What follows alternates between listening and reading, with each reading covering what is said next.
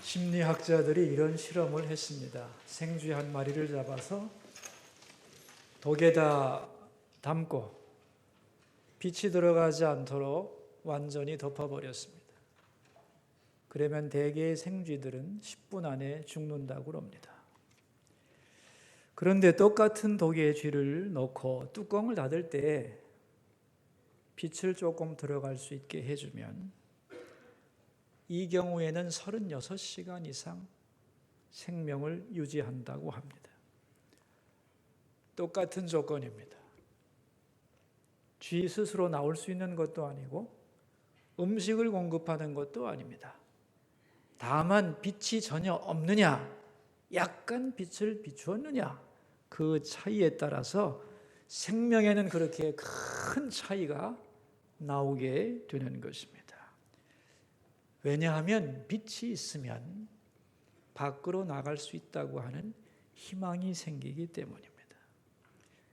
이 실험의 결과는 뭐냐 하면 동물들도 희망이 있어야만 살 수 있다 하는 것입니다. 신학자 에밀 브룬너는 말했습니다. 허파에 산소가 필요하듯 사람에게는 소망이 필요하다. 우리가 숨을 쉬지 않으면 살 수 없듯이 소망이 없으면 살 수 없는 것이다. 그래서 심리학자 에리 프롬은 인간을 호모 에스페란스, 희망적 존재라고 규정을 했던 것입니다. 여러분, 오늘 본문에 보면 예수님의 제자 두 사람이 엠마오라고 하는 곳으로 걸어가고 있습니다. 우리 13절 말씀을 한번 읽어볼까요? 그날에 그들 중 둘이 예루살렘에서 25일이 되는 엠마오라 하는 마을로 가면서 그랬어요. 이 두 젊은이가 지금 엠마오로 가는 모습이 어떠냐면은 아주 절망해서 낙담하면서 한숨을 쉬면서 걸어가고 있는 겁니다. 왜냐하면 이 젊은이들의 꿈이 사라졌거든요. 우리는 이제 앞으로 어떻게 하면 되지? 낙심하면서 내려가고 있는 겁니다. 그럼 그들의 꿈이 무너졌다면 원래 그들의 꿈이 뭐였느냐 하면은 예수님이 왕이 되는 것이었습니다. 당시의 이스라엘 사회는 아주 역사적으로 처참한 상황이었습니다. 정치적으로는 로마의 지배를 받고 있었고 경제적으로는 피폐하고 도덕적으로 타락하고 종교적으로도 문란해서 희망의 출구가 보이지 않았던 그것이 바로 그 시대의 유대의 상황이었던 것입니다. 이 돌파구 없는 막막한 현실을 그들은 어떻게 견뎠는가 하면은 메시아 대망사상이라는 것 하나를 가지고 견딥니다. 이 모든 것을 해결할 위대한 메시아가 오실 거다. 그래서 그 메시아를 간절히 사모하는 마음들이 모두에게 가득했던 거죠. 철저하게 그리고 간절하게 메시아를 그들은 기다렸던 거죠. 근데 그들 중에 예수님이 오신 거예요. 그분의 말씀, 그분의 능력, 그분의 인격, 이 모든 것을 볼 때 메시아다웠습니다. 더 중요한 것은 그분 자신이 내가 메시아라고 말씀하는 거예요. 그래서 많은 의식 있는 젊은이들이 생업을 버리고 그분을 따라서 뭔가 새로운 희망을 갖게 되었다, 그런 말이죠. 그런데 그들이 그렇게 바라보고 소망했던 그분이 말이죠, 십자가에 달립니다. 십자가에 못 박혀서 내가 목마르다 하고 비참하게 죽어가는 거예요.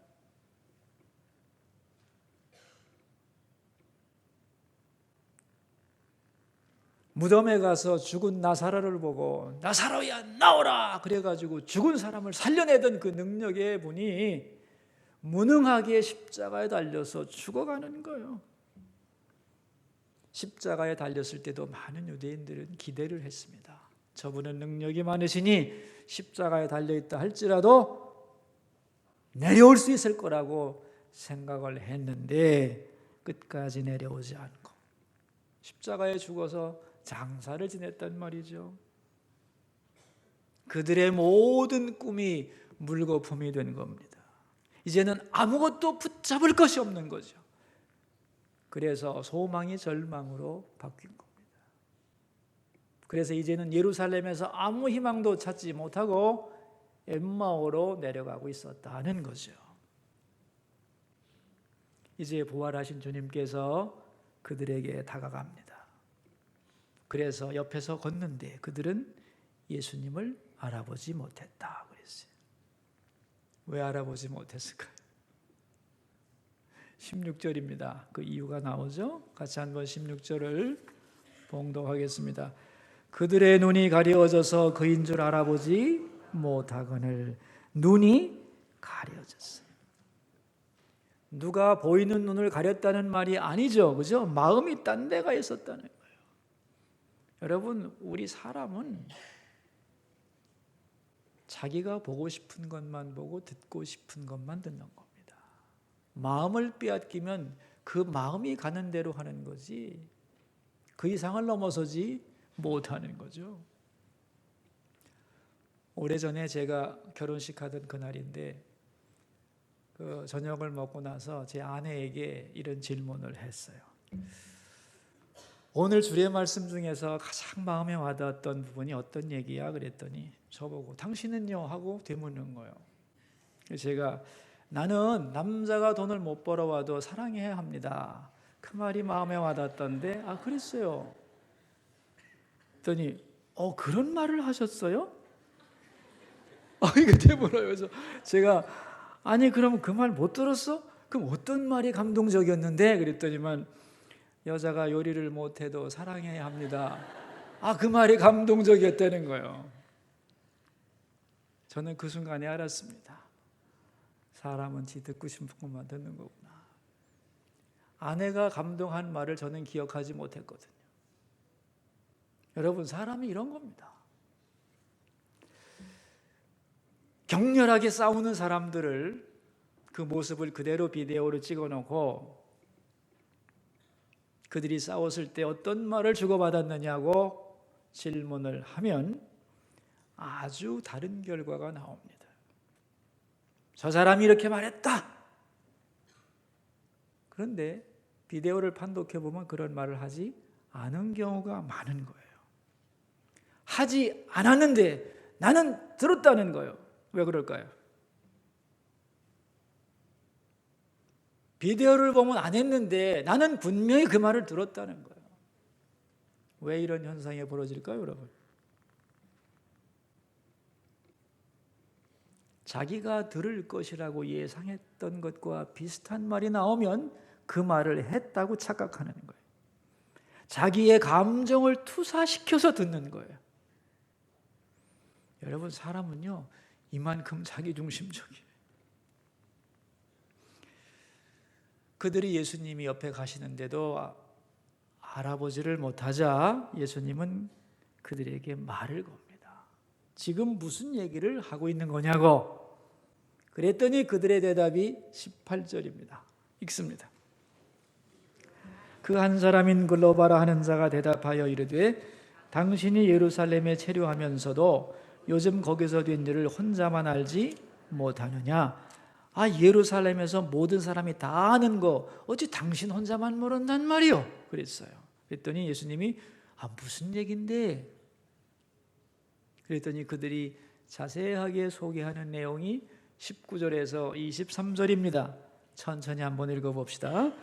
이르시되 무슨 일이냐? 이르되 나사렛 예수의 일이니 그는 하나님과 모든 백성 앞에서 말과 일에 능하신 선지자이거늘 우리 대제사장들과 관리들이 사형 판결에 넘겨주어 십자가에 못 박았느니라. 우리는 이 사람이 이스라엘을 속량할 자라고 바랐노라. 이뿐 아니라 이 일이 일어난 지가 사흘째요.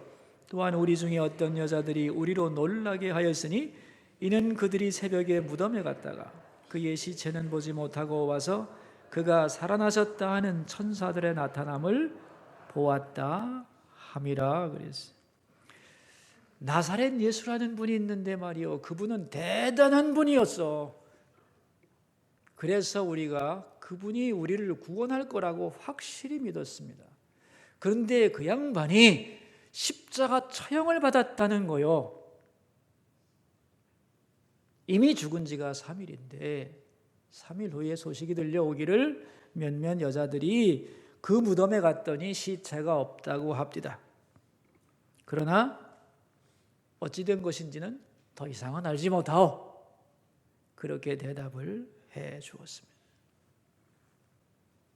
예수님께서 그 얘기를 다 듣고 나서 하시는 말씀이 25절입니다. 읽습니다.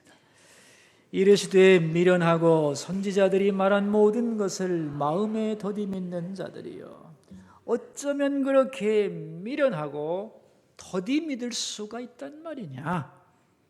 그러면서 이제 설명을 해 주시는 내용이 26절과 27절인데 한 번만 더 읽어볼까요? 그리스도가 이런 고난을 받고 자기의 영광에 들어가야 할 것이 아니냐 하시고, 이에 모세와 모든 선지자의 글로 시작하여 모든 성경에 쓴 바 자기에 관한 것을 자세히 설명하시니라 그랬어요. 그리스도가 이런 고난을 받겠다고 성경이 말하지 아니하였느냐는 거예요. 그리고 이런 고난만이 아니고 그 다음에는 반드시 영광을 받을 것이라고 성경에서 누누이 말씀하지 않았느냐. 그런데 왜 성경을 똑바로 보지 못하는 거냐 하면서 성경을 설명해 주었다는 것입니다. 다시 말하면 메시아는 반드시 십자가를 지도록 되어 있다. 성경에 그렇게 말씀하고 있다. 그러므로 성경 말씀대로 된 거다. 또한 십자가에 죽는 것만이 아니라 부활의 영광도 볼 것이라고 성경에 말씀했는데 똑같이 그렇게 된 거다. 그런 말이죠. 근데 너희들은 어찌하여 십자가 고난도 믿지 않고 그 다음에 있을 부활의 영광도 믿지 않는 것이냐 하는 거예요.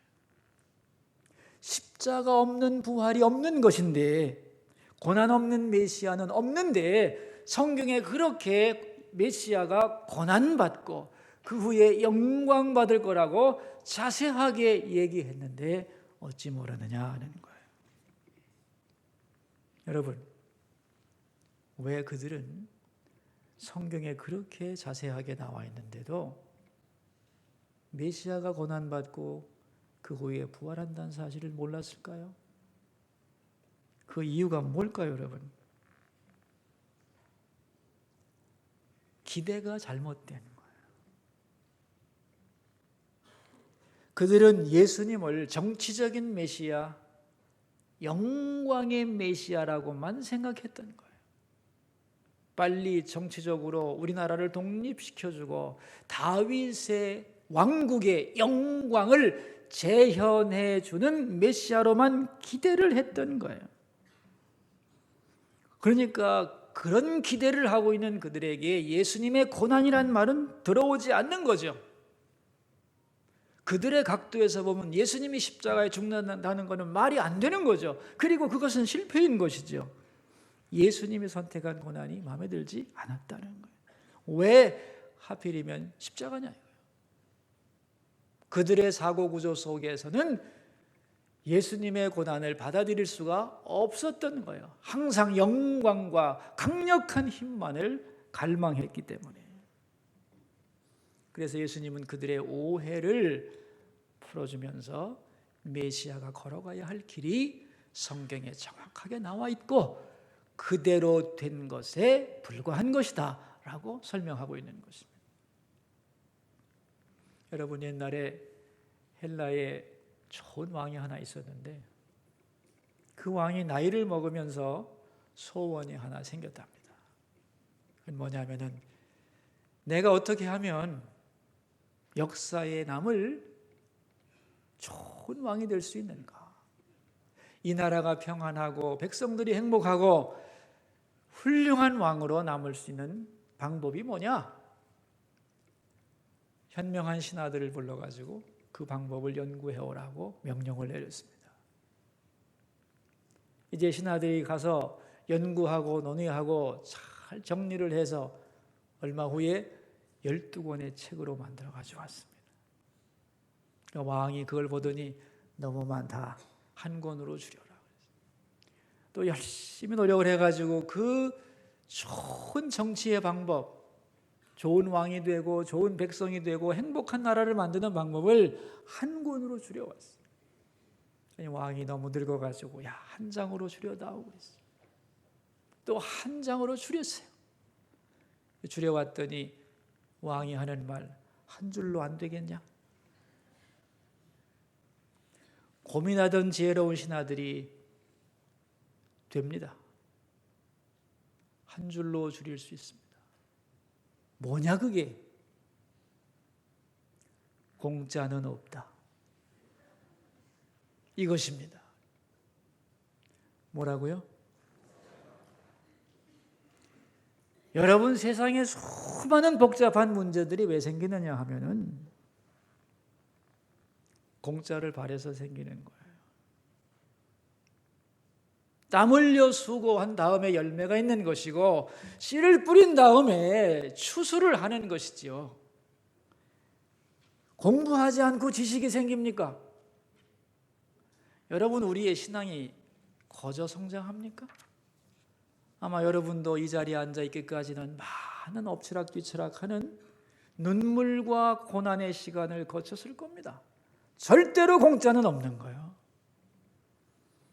그런데 예수님의 제자들은 십자가를 지지 않고 예수님의 희한한 능력을 가지고 메시아가 되기를 원했던 거예요. 부활은 원했지만 십자가는 원하지 않았던 거죠. 그러므로 고난받는 메시아를 받아들일 수가 없었던 거예요. 이해할 수 없었던 거죠.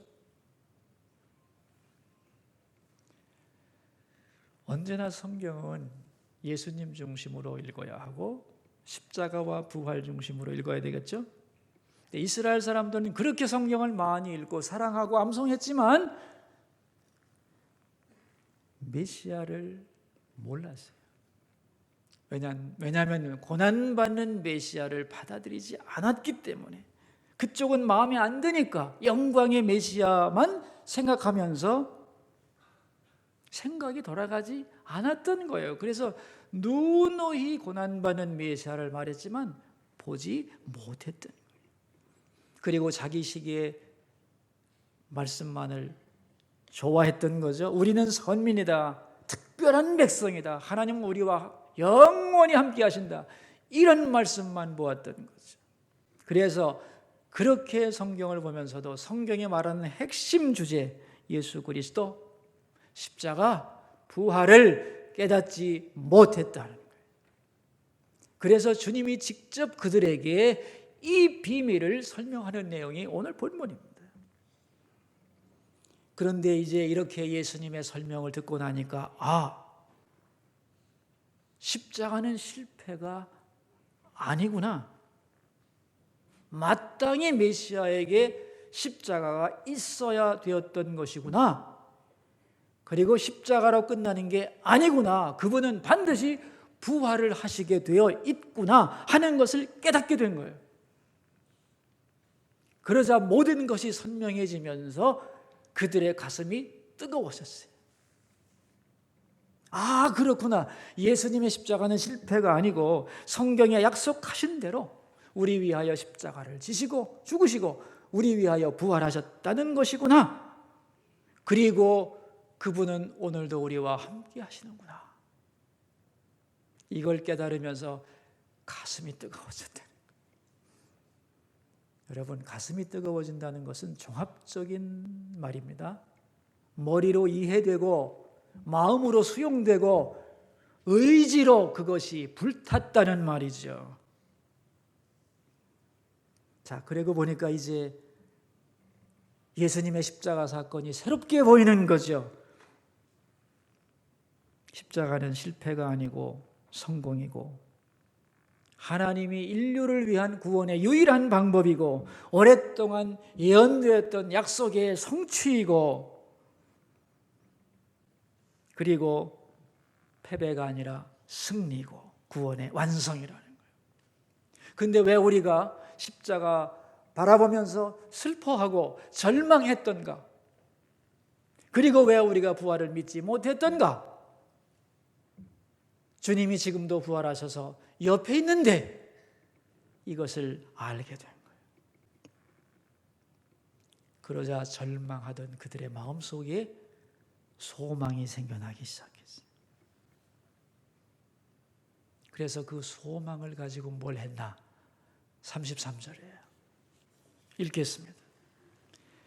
곧 그때로 일어나 예루살렘에 돌아가 보니 11제자 및 그들과 함께한 자들이 모여 있어. 그랬어요. 방향을 바꿔버립니다. 예루살렘에서 낙심하여 엠마오로 가다가 눈이 떠지고 소망을 회복하면서 다시 예루살렘으로 돌아가는 거예요. 왜? 소망을 회복하게 되면 무엇을 해야 되는지, 어디로 가야 되는지를 알기 때문이죠. 낙심하고 있는 동료 제자들에게 이 십자가의 비밀과 부활의 은혜를 전해야 되었기 때문에 그들은 방향을 바꾸어 예루살렘으로 돌아갑니다. 그리고 이제 부활을 믿게 되면서 그들 마음속에는 두려움이 사라지기 시작했어요. 예루살렘에 있다가는 우리도 무사하지 못할 거다 해서 피신하고 있었는데 이제는 부활 사건을 믿으면서 두려움이 없어지니까 예루살렘으로 담대하게 들어갔던 거예요. 그래서 제자들과 다른 분들에게 예수님의 부활 사건을 전하게 되었다는 겁니다. 이제 그들의 관점은 부활이라고 하는 것을 놓고 예수님의 역사를 해석하는 거죠. 그러다 보니까 안개가 걷히는 것 같고 모든 것이 선명해지고 새로운 역사의식이 생기고 오늘을 바라보는 눈이 바뀌었다는 거예요. 그것이 오늘 본문의 스토리입니다. 여러분, 예수님의 제자들이 왜 절망했었죠? 그들은 절망해서 엠마오로 갔었죠? 그들은 왜 절망했던 거죠? 절망의 이유는 상황과 여건에 있지 않습니다. 제자들은 그렇게 말하겠죠. 우리 모두도 그렇게 말할 겁니다. 절망하는 이유는 상황이 좋지 않기 때문에, 여건이 너무 나빠서 그렇게 말합니다만은 절대로 아닙니다. 절망하는 이유는 자기 자신에게 있는 거예요. 말씀을 믿지 않기 때문에, 예수님을 만나지 못하기 때문에, 내 옆에 있는 예수님을 발견하지 못하기 때문에, 그래서 절망하는 거예요. 말씀을 믿으면 가슴이 뜨거워지고 눈이 열리면 예수님이 내 옆에 계신 것을 알게 되고, 그것을 확인하게 되면 가슴이 소망으로 가득 차게 되는. 여러분, 오늘 말씀의 제목이 뭐죠? 절망과 소망의 갈림길이죠. 절망과 소망의 갈림길이 뭐죠? 환경의 변화에 있지 않다는 거예요. 성경을 바로 깨닫고 예수님을 만나는 데 있는 거예요. 주님이 내 마음의 눈을 열어주시고 성령께서 우리의 가슴을 뜨겁게 만들어 주실 때, 그 사람은 절망에서 소망을 보고 어둠에서 빛을 보고 사망에서 생명을 보는 사람으로 변하게 되는 겁니다. 아직도 안 믿어지죠? 소망도 여러분, 환경이 좋아지면 소망이 생긴다고 생각하지만 그렇지 않습니다. 하나님의 말씀이 이해가 되고 말씀을 통하여 예수님을 만나게 되고 예수님이 나와 함께 하신다는 것을 확실히 알게 되면 어떤 형편에서도 소망은 생겨나는 것입니다. 소망이 생겨나면 행동이 바뀌게 돼 있어요. 그리고 눈에 제대로 볼 것을 보게 돼 있어요.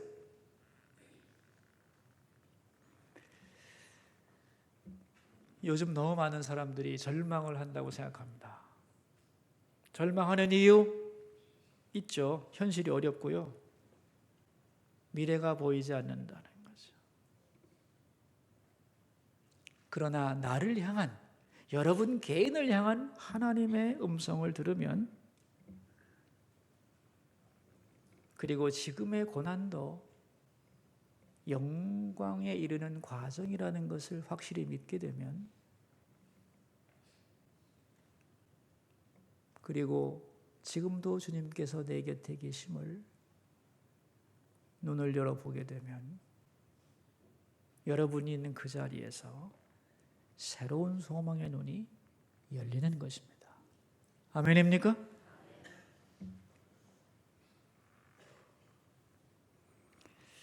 제자들은 절망할 필요가 없었어요. 어떻게 생각하세요, 여러분? 위에서 이렇게 내려다보면 제자들이 절망할 필요가 있었어요, 없었어요? 없었어요. 왜 절망했어요, 그럼? 자기 생각에 빠져 있었어요. 성경을 몰랐어요. 주님이 나와 함께 하신다는 사실을 몰랐어요. 그래서 절망했던 거예요. 그러니까 여러분, 절망이 실제 상황이 아닙니다. 소망이 실제 상황인 거예요. 그런데 눈이 어두워서 소망을 못 본 것뿐이에요. 이게 제자들의 현실이요. 우리의 현실은 어떻다고 생각하세요? 절망의 현실입니까? 소망의 현실입니까? 내가 아무리 환경적으로 절망의 현실에 와 있다 할지라도 하나님의 은혜의 눈으로 그 눈을 다시 떠서 은총의 장중에 있는 나를 바라보고 주님을 바라볼 수 있다면 바로 그 현실 그대로 소망으로 충만해질 줄로 믿습니다. 여러분, 오늘은 부활절입니다. 예수님께서 엠마오로 가는 제자들을 만나셔서 절망하던 그들을 소망의 사람으로 바꾸셨어요. 이 변화의 역사가 우리 모두에게 있기를 바랍니다.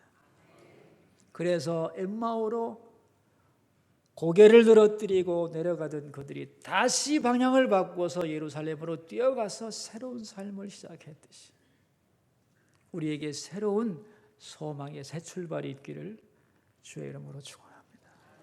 기도하겠습니다. 우리 세 가지 기도 제목을 가지고 주님 앞으로 나가겠습니다. 첫 번째 기도 제목입니다. 절망하던 제자들의 눈을 열어서 소망을 보게 하신 주님, 엠마오로 가던 제자에게 일어났던 그 일이 오늘 우리에게도 일어나게 해 주소서. 기도하겠습니다. 살아계신 하나님 아버지, 오늘 절망과 소망의 갈림길, 거기 있던 제자들의 모습을 보았습니다. 그들은 절망하고 있었지만 예수님의 눈으로 볼 때는 절망할 필요가 없었던 것입니다. 이제 그들의 눈이 열려지자 자기들의 현실이 탄식하며 절망할 현실이 아니고 말씀이 이루어지는 과정이며 소망으로 충만한 현실이라는 것을 알게 되었습니다. 그래서 그들은 주님, 방향을 바꾸고 새롭게 시작했습니다. 주의 백성들 중에 오늘 절망하는 자가 있나이까? 미래가 없다고, 붙잡을 게 없다고 좌절하여 눈물 흘리는 자가 있나이까? 절망이 실제가 아니며 소망이 실제라는 것을 알게 하시고, 내가 내 생각에 붙들려 있어서 절망이지,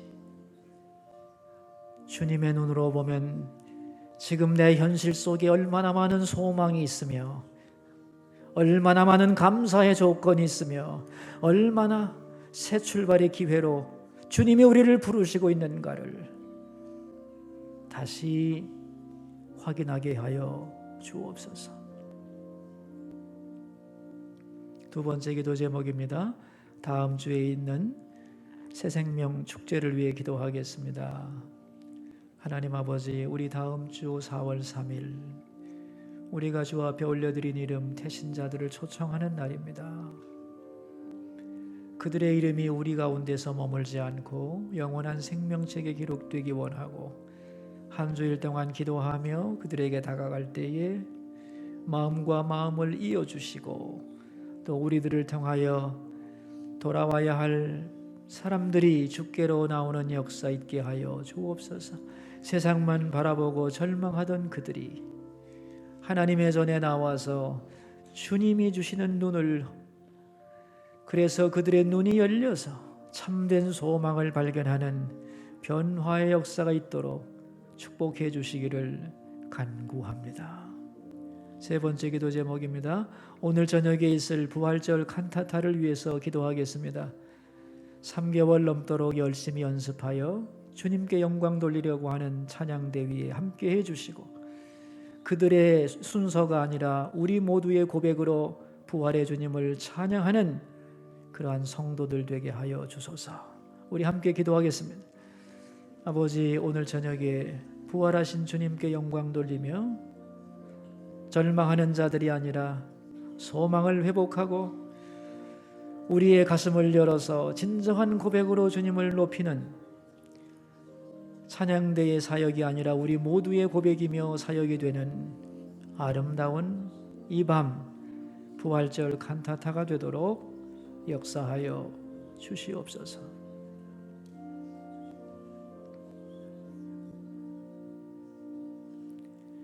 엠마오로 가던 제자들처럼 자기의 생각에 협소한 마음에 성경을 알지 못하고 붙들려 있던 그들, 예수님이 나와 함께 계심을 깨닫지 못하고 절망하던 그들을 위로하셨던 주님, 오늘 그와 같은 상황에 있는 우리들을 불쌍히 여겨주시고 찾아와 주시고 말씀하여 주시고 변화시켜 주소서. 그래서 우리가 십자가와 부활을 알게 하시고 예수님이 나 위에 십자가를 지셨고 예수님의 부활이 내 부활의 예표임을 알게 하시고 영광을 향한 고난을 두려워하지 않게 하시고 다시 절망에서 소망을 회복하게 하옵소서. 존귀하신 예수님 이름으로 기도하옵나이다.